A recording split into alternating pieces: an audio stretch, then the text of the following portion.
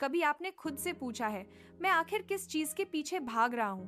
पैसा, नाम, शोहरत, रिश्ते, आराम। हम हर चीज इसलिए चाहते हैं ताकि हमें खुशी मिले, लेकिन जब वो सब मिल भी जाता है तो भी दिल के अंदर एक खालीपन रह जाता है।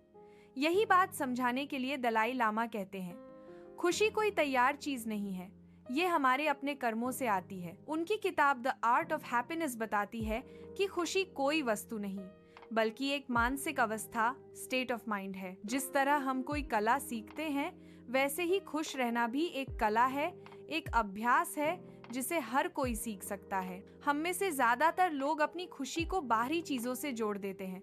अगर मुझे नौकरी मिल गई तो खुश रहूंगा, अगर शादी हो गई तो खुश रहूंगा, अगर पैसा बढ़ गया तो खुश रहूंगा। लेकिन दलाई लामा कहते हैं, जब तक आपकी खुशी दूसरों की इच्छाओं और परिस्थितियों पर निर्भर रहेगी, आप कभी स्थायी रूप से खुश नहीं रह पाएंगे। खुशी का असली स्रोत है आपका अपना मन। अगर मन शांत है तो तूफान के बीच भी सुकून महसूस होगा, और अगर मन अशांत है तो स्वर्ग जैसी जगह में भी बेचैनी रहेगी। दलाई लामा सिखाते हैं कि मन को शांत करना कोई जादू नहीं, ये एक अभ्यास है।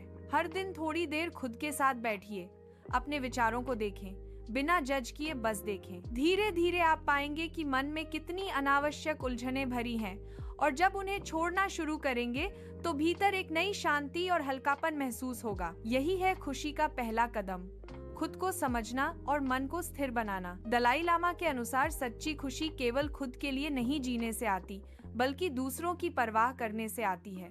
उनकी पूरी शिक्षा का केंद्र बिंदु है करुणा, कंपैशन। वो कहते हैं, अगर आप चाहते हैं कि आप खुश रहें तो करुणा का अभ्यास करें, और अगर आप चाहते हैं कि दूसरे खुश रहें तो भी करुणा का अभ्यास करें। जब हम किसी की मदद करते हैं, चाहे वो छोटी ही क्यों ना हो, हमारे अंदर तुरंत एक सकारात्मक ऊर्जा पैदा होती है।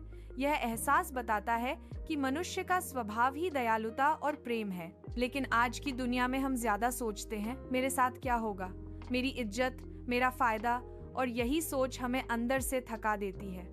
दलाई लामा कहते हैं, जो व्यक्ति केवल अपने लिए जीता है वो हमेशा असुरक्षित महसूस करता है, लेकिन जो दूसरों की खुशी में अपनी खुशी ढूंढता है वो भीतर से निडर और हल्का महसूस करता है। दूसरा बड़ा सबक है दृष्टिकोण, पर्सपेक्टिव बदलना। कभी कभी दुख हमें तोड़ने नहीं आते, बल्कि हमें सिखाने आते हैं। अगर हम मुश्किलों को एक शिक्षक की तरह देखें तो हर घटना हमें कुछ सिखा सकती है। दलाई लामा खुद अपने जीवन में निर्वासन, कठिनाइयों और राजनीति से गुजरे, पर उन्होंने अपना दृष्टिकोण नहीं खोया। वो कहते हैं, आप परिस्थितियां नहीं चुन सकते, पर आप उनका सामना कैसे करेंगे ये हमेशा आपके हाथ में है। इसलिए जब जिंदगी कठिन लगे तो खुद से पूछिए, मैं इससे क्या सीख सकता हूँ। यही सोच आपको भीतर से मजबूत बनाएगी। अब सवाल है, क्या हम इस आर्ट ऑफ हैप्पीनेस को अपने जीवन में लागू कर सकते हैं? जवाब है हाँ, बिल्कुल। बस कुछ सरल आदतें अपनानी होंगी। एक, रोज ध्यान, मेडिटेशन करें। हर दिन 10 मिनट अपने मन को शांत बैठने की आदत डालिए।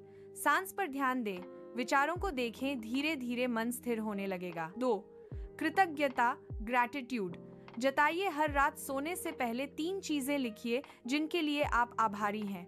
यह आदत आपको हमेशा सकारात्मक सोच में रखेगी। 3, दूसरों की मदद कीजिए। कभी किसी अनजान की मदद कीजिए, बिना किसी उम्मीद के।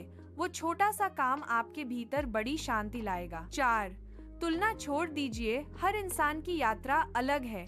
जब आप दूसरों से अपनी तुलना बंद कर देंगे, तभी सच्चा आत्म संतोष मिलेगा। 5, दुख को स्वीकार कीजिए। जीवन में मुश्किलें तो आएंगी, लेकिन उनसे भागने की बजाय उन्हें जीवन का हिस्सा मानिए।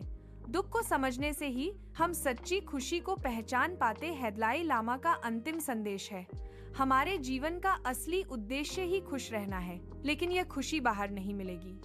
यह आपके विचारों, करुणा और दृष्टिकोण में छिपी है। जब हम हर परिस्थिति में शांति, प्रेम और दया को बनाए रखना सीख जाते हैं, तो हमें एहसास होता है कि खुशी कोई मंजिल नहीं, बल्कि हर पल चलने वाली यात्रा है। अगर यह बातें आपको प्रेरणा देती हैं, तो वीडियो को लाइक करें, शेयर करें।